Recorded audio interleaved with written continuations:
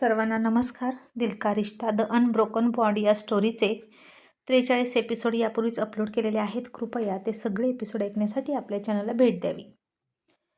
कान्हा निरंजनला घेऊन त्याच्या घरी गेला आणि तिथं त्यानं निरंजन आणि सीमासोबत एक छोटंसं बाळ पाहिलं आणि ज्या बाळाच्या उजव्या पायावर काळा डाग होता ती त्याची जन्मखून होती. आणि ज्या जान्हवीविषयी निरंजन बोलतो तिला भेटण्यासाठी तळमळतो ती जान्हवी निरंजनची जानू म्हणजे दुसरी तिसरी कोणी नसून सई आहे हे कानाला कळलं. आता त्याला थोडं आश्चर्य वाटलं, पण हे कसं शक्य आहे? सईचे आईवडील तर जिवंत आहेत आणि शेजारच्याच बंगल्यात ते काम करतात आणि हा फोटो तर खोटं बोलतच नाही. निरंजनची त्याच्या मुलीला भेटण्याची इतक्या वर्षाची तळमळ कान्हा स्वतः बघत होता. मग नक्की मॅटर आहे तरी काय? सईचे खरे आईवडील कोण आहेत? या विचारातच कान्हा आता खूप रात्री घरी आला. वंदना आणि सई दोघीही जाग्या होत्या आणि कान्हा आल्यानंतर सई म्हणाली, कान्हा काय झालं रे? निरंजन साहेब ठीक आहेत ना? आणि कान्हा तिला म्हणाला, सई तुला काय वाटतं ग निरंजन साहेबांविषयी? आणि सई म्हणाली, म्हणजे काय वाटतं म्हणजे कान्हा तुला नक्की काय म्हणायचं आहे? कान्हा म्हणाला, अगं म्हणजे मला म्हणायचं आहे की ते त्यांच्या मुलीच्या आठवणीत किती वाहवत जातात बघितलंस ना? मग त्यांना त्यांची मुलगी भेटेल का? आणि सई म्हणाली, माहीत नाही कान्हा, पण त्यांच्याविषयी खूप वाईट वाटतं. देव करो आणि त्यांची मुलगी त्यांना लवकर भेटू दे. ते किती चांगले आहेत, आपल्यावर किती प्रेम करतात. आणि ती नालायक रश्मिका त्यांना म्हातारा म्हणते. मला तिचा खूप राग येतो. आणि जर त्यांची मुलगी आता त्यांच्याजवळ असती तर त्यांनी किती प्रेम केलं असतं तिच्यावर. तिला अगदी प्रिन्सेस सारखी ठेवली असती. आणि कान्हा म्हणाला, अगदी बरोबर.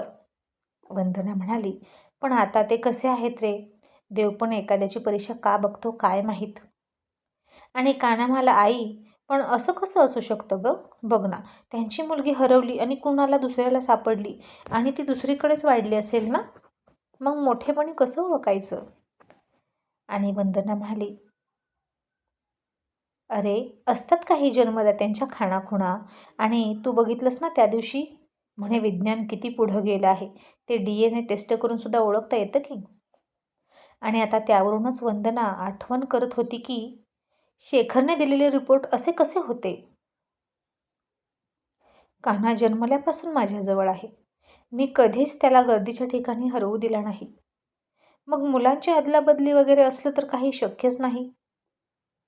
मग कान्हा शेखरचा मुलगा नाही असं तो का म्हणाला असेल? बहुतेक त्याला आमची जबाबदारी घ्यायचीच नव्हती.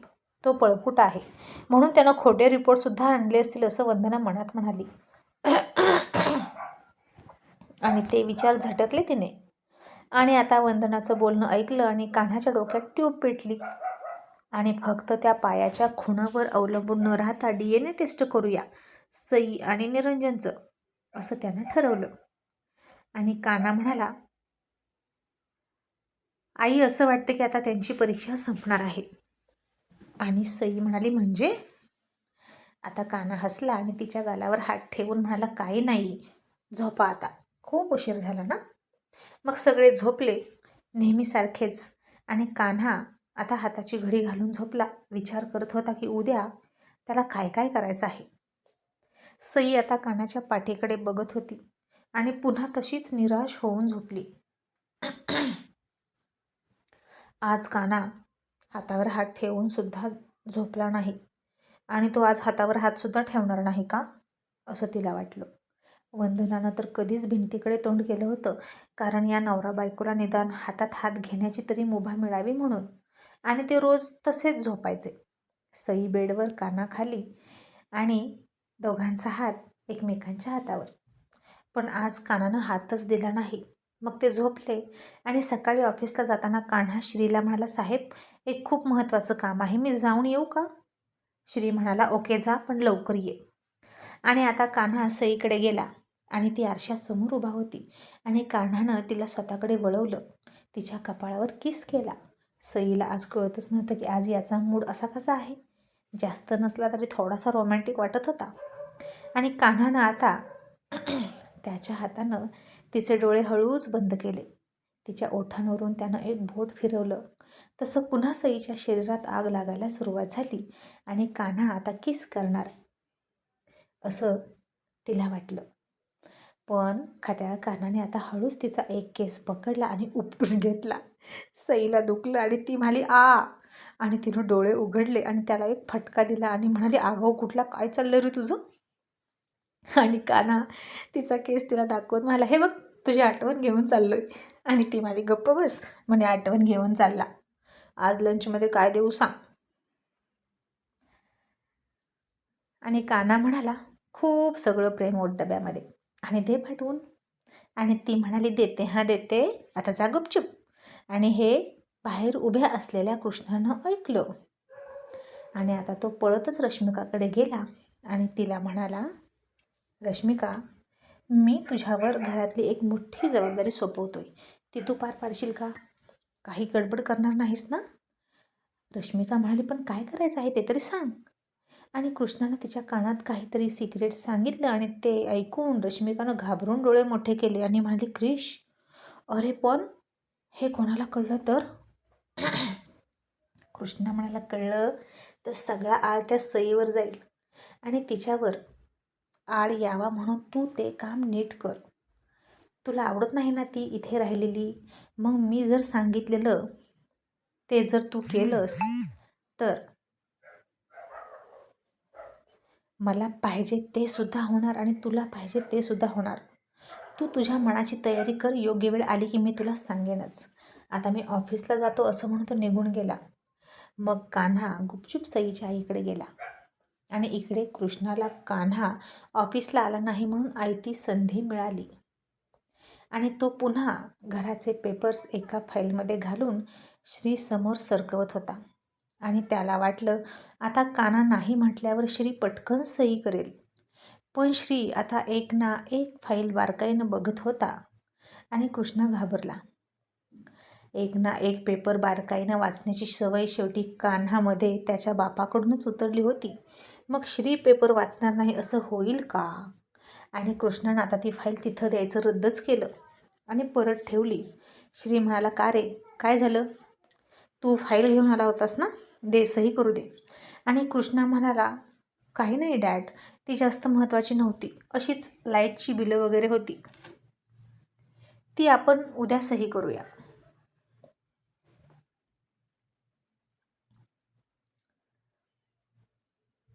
आणि डॅड मला तुम्ही शिकवा ना बिझनेस कसा करायचा, तुम्ही तर मला काही शिकवतच नाही.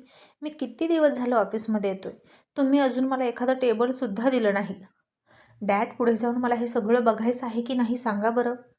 आणि श्रीनं आता पेन खाली ठेवला, त्याच्या खुर्चीमध्ये थोडासा मागे रेलून बसला आणि मग उठला आणि म्हणाला अरे वा, बघितलंस, हाच फरक आहे तुझ्यात आणि कानामध्ये. तू हे सगळं तुझंच आहे असंच समजतो आणि त्याला वाटतं प्रत्येक गोष्ट आपण शिकून घ्यावी आणि ते नवीन साम्राज्य निर्माण करण्यासाठी. आणि कृष्णा म्हणाला डॅड मग हे सगळं माझंच होणार आहे, मी तुमचा मुलगा आहे.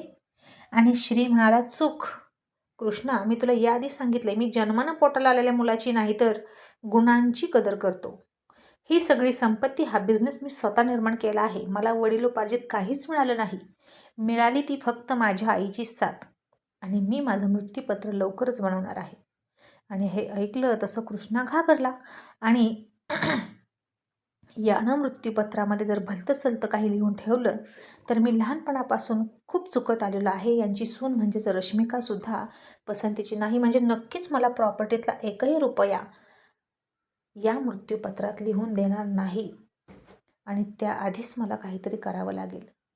कृष्णा आता तिथून गेला आणि त्यानं वकिलांना फोन केला आणि म्हणाला हॅलो वकील साहेब, माझ्या डॅडीने तुमच्याकडे त्यांचं मृत्यूपत्र बनवण्याची काही गोष्ट केली होती का? आता वकीलसुद्धा कृष्णाला फितूर होते आणि ते म्हणाले नाही, त्यांनी अजून मला तसं काही सांगितलं नाही. आणि कृष्ण म्हणाला आणि जर ते आले तर तुम्ही त्यांना काहीही करून टाळाटाळ करा, इतक्यात त्यांचं मृत्यूपत्र बनवू नका, तुमची रक्कम तुम्हाला मिळत जाईल. आणि वकील म्हणाले ठीक आहे.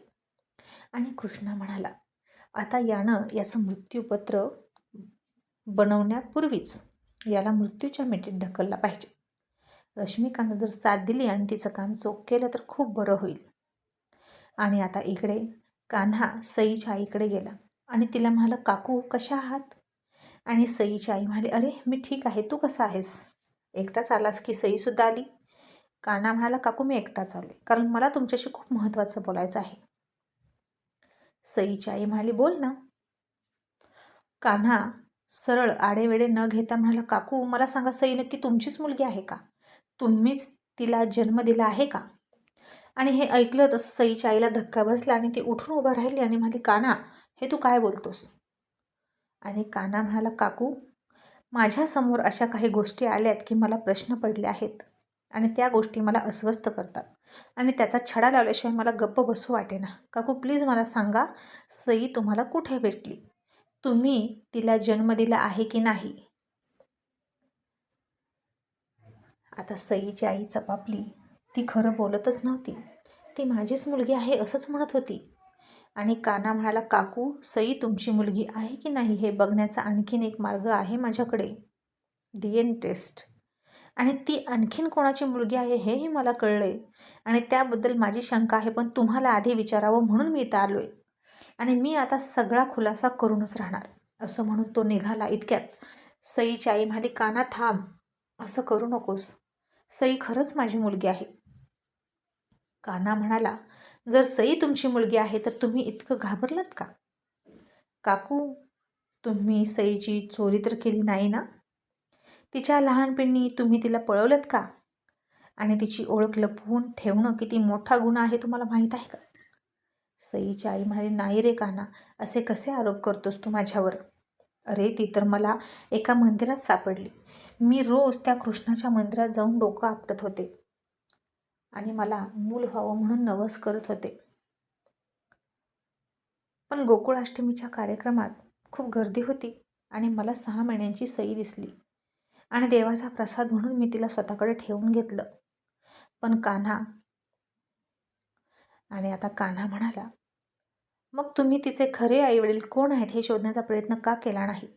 ज्या अर्थी ते आत्ता इतके तळमळत आहेत आणि इतकी वर्ष तिचा शोध घेत आहेत, त्या अर्थी नक्कीच त्यांनी न्यूजपेपरमध्ये वगैरे जाहिरात दिली असणारच, आणि तरीही तुम्ही गप्प बसला. सईची आई खाली मान घालून म्हणाली, कान्हा मी स्वार्थी झाले होते. मला सईला सोडू वाटत नव्हतं. तिच्यामुळे मी आई झाले होते. आणि हे ऐकून आता कान्हा गप्प बसला. खरं तर हा गुन्हा होता. बाळ सापडलं याची वर्दी पोलिसात वगैरे द्यायला हवी, पण सईच्या आईनं तसं काहीच केलं नाही आणि इतकी वर्ष सई खऱ्या जन्मदात्यापासून दुरावली. पण आता हे प्रेम होतं, माया होती, याला गुन्हा कसं म्हणायचं? त्यामुळे कान्हाला सुद्धा काही बोलता आलंच नाही. आणि तिची आई म्हणाली, कान्हा सईला हे सांगू नकोस, नाहीतर तिला काय वाटेल? कान्हा म्हणाला, काकू सईपेक्षा तिच्या जन्मदात्यांना काय वाटतं याचा विचार करा. अहो इतकी वर्ष झालं तिचा बाप तळमळते तिला भेटण्यासाठी. ती रोज त्यांच्या डोळ्यासमोर असते, पण तरीसुद्धा ते तिला ओळखू शकत नाहीत. पण काकू तुम्हाला माहीत आहे, सईच्या उजव्या पायावर असलेल्या त्या खुणेमुळे मला कळलं की ती कुणाची मुलगी आहे. आणि तरीसुद्धा मी एक कन्फर्मेशन करणारच आहे, असं म्हणून कान्हा आता निरंजनकडे गेला.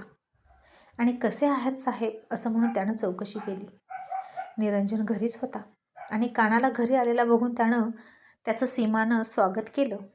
निरंजन आता हॉलमध्येच बसला होता आणि कान्हा सोबत गप्पा मारत होता. आणि शरमून म्हणाला, कान्हा रात्री थोडं जास्तच मी ओव्हर इमोशनल झालो का रे? आणि तुला त्रास दिला ना? सीमा सांगत होती मला. कान्हा हसून म्हणाला, हरकत नाही साहेब.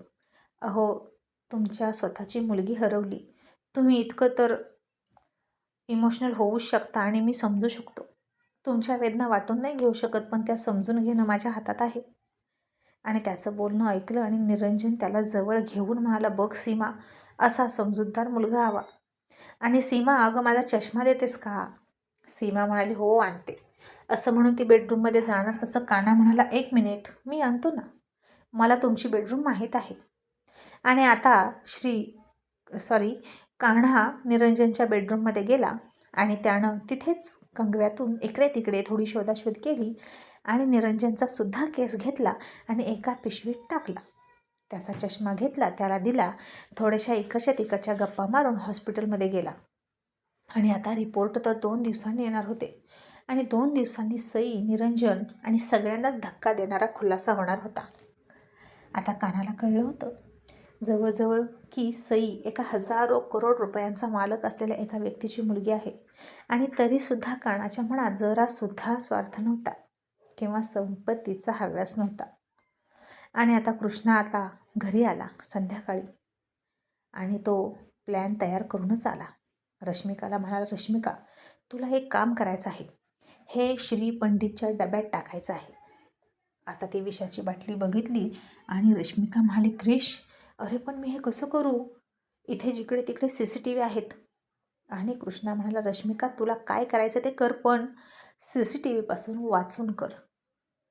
पण उद्या किंवा परवा हे काम झालं पाहिजे.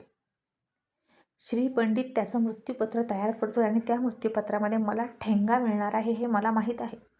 त्यामुळे श्री पंडित मेला पाहिजे रश्मिका, तरच तो मेल्यानंतर सगळी प्रॉपर्टी माझी होईल. आणि जर ती माझी झाली तर नेहमी प्रॉपर्टी तुला, तुझ्या मम्मीला मिळेल. आणि एक काम कर, यामध्ये तू तुझ्या मम्मीची मदत घे, त्या तुला आयडिया देतील. मग रश्मिकानं रश्मीला हा प्लॅन सांगितला आणि रश्मी म्हणाली, असं काय, बरं पण मला तर श्रीला कृष्णा त्याचा मुलगा नाही, त्याचा खरा मुलगा झोपडपट्टीत राहतो हा धक्का द्यायचा होता. त्याचं काय, त्या प्रॉपर्टीपेक्षाही जास्त आनंद मला ऋतू आणि श्रीचा तो काळवंडलेला चेहरा आणि रडवेला झालेला चेहरा बघून होणार आहे. पण प्रॉपर्टी नावावर होणं सुद्धा गरजेचं आहेच. बघू दोन्हीपैकी काय होईल ते होईल. या श्रीच्या मृत्यूपत्राच्या गोष्टीमुळे प्लॅन चेंज करावा लागतोय सारखा सारखा, असं म्हणून ती वैतागली. आणि आता श्रीच्या डब्यामध्ये विष घालण्याचा प्लॅन कृष्णानं रश्मिकानं केलाच. आणि रश्मिकानं त्याच्या प्लॅननुसार श्रीचा जसा टिफिन आहे तसाच्या तसा नवा टिफिन विकत घेण्यासाठी रश्मीला फोटो पाठवला. आणि रश्मीनं सुद्धा लगेच तयारी केली, सेम टू सेम टिफिन घेऊन आली. आणि नक्कीच आता टिफिनची अदलाबदली करून ते विष श्रीपर्यंत पोहोचणार होतं. पण टिफिन बदलायचा कसा आणि कुठे याचा विचार रश्मी करत होती. आणि आता इकडे दुसऱ्या दिवशी वंदना सकाळी आंघोळ करून गेली गोकुळमध्ये. आज संडे होता, काना थोडा आळसावलेला होता. उद्या सईचे रिपोर्ट येणार होते आणि कानाला सुद्धा खूप उत्सुकता लागली होती सईला ती न्यूज देण्याची. मग कान्हा आता चटईवरून उठला, बेडवर झोपला. मग सई लगेच आली, तिने कानाची उशी चटई उचलली आणि झाडायला लागली. आणि कान्हा एक हात डोक्याखाली घेऊन इकडून तिकडे फिरणाऱ्या सईकडे बघत होता.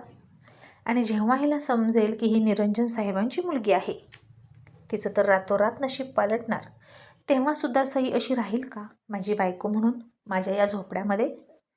मी तर हे विसरूनच गेलो होतो की ती माझी बायको आहे. आणि खरंच काना तू बुद्धू आहेस. अरे खरंच विसरला की ती तुझी बायको आहे. लग्न होऊन किती दिवस झाले, तू तिला हातही नाही लावला. काना अशानं सई सोडून जाईल बरं का, असं म्हणून कानानं स्वतःची चूक स्वतःच्याच लक्षात आणून दिली. आणि तिथून जाणाऱ्या सईच्या हाताला पकड आणि कचकन तिला जवळ ओढून घेतली. तशी सई कानाच्या अंगावर कोसळली आणि कानानं तिला मिठी मारली आणि घट्ट मिठी तावळून तिच्या डोळ्यात बघू लागला. आता दोघेच होते तिथं आणि सईनं लटक्या रागात दुसरीकडे बघितलं. तसं त्यानं पुन्हा तिची छाती आणि त्याची छाती घट्ट दाबली आणि म्हणाला, अशी काय करतेस, बघ ना माझ्याकडे, खूप चिडलीस का? आणि सई म्हणाली, हो चिडले आहे मी तुझ्यावर. तुला काहीच नाही ना, अजिबात घाईच नाही ना माझ्याजवळ यायची? मग आता मीही ठरवीन. तसा काना म्हणाला, काय ठरवशील, मला सोडून जाशील का? प्लीज सई असं करू नको. सईने त्याला फटका दिला आणि म्हणाली, गप्पा बस, मी का तुला सोडून जाईल? सोडण्यासाठी थोडीच लग्न केलं. पण मी हे ठरवीन की तू मोठा बंगला बांधल्याशिवाय जवळ येणार नाही. मग आपण म्हातारं झालं तरी चालेल. आणि तो हसला आणि म्हणाला, सई खरंच आता मोठ्या बंगल्यात राहण्याचं तुझं स्वप्न पूर्ण होणार बरं का. सई म्हणाली, फक्त माझं नाही तुझं पण. आपण दोघं राहणार आहोत आणि आपल्यासोबत काकूसुद्धा. आता सोड, मला नाश्ता करू दे. आणि कान्हा तिला सोडत नव्हता आणि आणखीन घट्ट पकडत तिच्या कमरेवर हात ठेवत म्हणाला, नाही सोडणार. सई म्हणाली, करत तर काहीच नाही, नुसता पकडून ठेवतो. आणि कान्हा आता तिच्या डोळ्यात डोळे घालून म्हणाला, जानू. आणि सई म्हणाली, आता हे काय नवीन, ही कोण जानू? आणि कान्हा म्हणाला, अगं निरंजन साहेबांच्या तोंडातनं ऐकून ऐकून मला पण ते नाव आवडायला लागलं. जानू किती छान नाव आहे ना गं सई. जान्हवी म्हणजेच गंगा नदीचं नाव आहे. आणि सई चिडून म्हणाली, अरे वा, खूपच माहिती काढलेली दिसते की तू तिच्याबद्दल. ती सापडली का? आणि तुला आवडायला पण लागली का? आणि काना थोडासा हसला आणि तिची फिरकी घेत म्हणाला, ॲक्च्युली सई, खरंच ती निरंजन साहेबांना सापडली आणि ते खूप खुश आहेत गं. खरंच जानू खूप क्यूट आहे. असं म्हणून काना थोडा हसला आणि सईला राग आला आणि ती म्हणाली, हे बघ काना, तू माझ्यापासून दूर राहतोस ते मी एक वेळ खपवून घेते, पण माझ्यासमोर दुसऱ्या मुलीची तरफदारी आणि कौतुक करू नकोस हां, नाहीतर बघच. तू याला जलस म्हण किंवा काहीही म्हण, पण मला ते आवडत नाही. आणि काना म्हणाला, काय करशील गं? सांग ना, काय करशील? आवडते मला जानू. तर तू काय करशील? अगं कसली सुंदर आहे म्हणून सांगू. काय ते टपोरे डोळे, सुंदर गुलाबाच्या पाकळीसारखे ओठ, नाजूक निमुळती हनुवटी, धनुष्य बाणासारखा कोरलेल्या भुवया, असे सुंदर केस, काय तो सडपातळ बांधा आणि हाताची लांब सडक बोटं. वाव, अशी बायको पाहिजे होती यार. असं म्हणून काना हसला. आणि सईनं आता ओठ बाहेर काढली आणि रडायला लागली आणि म्हणाली, नालायक कुठला, लग्न झाल्यापासून बायको घरात आहे तर तिच्याकडे बघत पण नाही आणि तिच्या डोळ्यात बघतोस. काल भेटली तर तिचे ओठ, तिचे हनुवटी, तुला सगळं दिसलं का? आणि काना आता त्याचं हसू दाबत मला, इतकंच नाही सई, अगं तिच्या पोटावर तिळ पण आहे आणि काय दिलखेचक तिळ आहे म्हणून सांगू. त्याच्यावर तर माझा दिल फिदा झाला. आणि सईनं आता त्याला बुक्क्या बुक्क्या घातल्या आणि त्याच्या तावडीतून सुटली. हातात झाडू घेतला आणि काना जीव वाचवून घराच्या बाहेर पळूनच गेला आणि बाहेरून दरवाजा लावला. आणि सई चिडून म्हणाली, आता येऊ दे त्या जानूला का भानूला माझ्यासमोर, तुला आणि तिला दोघांना पण पाण्याच्या टाकीमध्ये बुडवून काढते. आणि काना पुन्हा तिला सतवण्यासाठी खिडकीतून म्हणाला, सई, आय लव्ह जानू. तशी सई आणखीन चिडली आणि म्हणाली, काना दार उघड. काना म्हणाला, नाही उघडणार. आणि आता आजचा संडे बहुतेक तिला छळण्यातच जाणार होता आणि प्रतीक्षा होती ती उद्याची. आणि काना मनातच म्हणाला, आगाऊ, आता किती चिडायचं तितकं चिड, पण उद्या जेव्हा कळेल ना की तूच जानू आहेस, तेव्हा बघूच तू मला शिक्षा करते की बक्षीस देते. सई आता फार चिडली होती आणि ती नेहमीप्रमाणेच स्वतःला शांत ठेवण्यासाठी काय करायची माहीत आहे का? जेव्हापासून तिला कळायला लागलं ती कानावर प्रेम करायला लागली, तेव्हापासून कानाची स्वप्न बघायची आणि मग तेव्हापासून जे गाणं ऐकायची ना, ते गाणं तिनं स्वतःचा राग कंट्रोल करण्यासाठी मोबाईलवर लावलं. पायले रुंझुन रुंझुन, झांझरे रुंझुन रुंझुन, कितना मधुर है ये मिलन. आणि आता नेहमीच हे गाणं ऐकायची ती आणि हे गाणं कान्हासुद्धा बाहेरून ऐकत होता. आणि त्यानंसुद्धा भिंतीला डोकं टेकवलं आणि दोघांच्या मधुर मिलनाची स्वप्न पाहत बसला. इकडे सई आणि तिकडे कान्हा दोघेही एकच स्वप्न पाहत होते.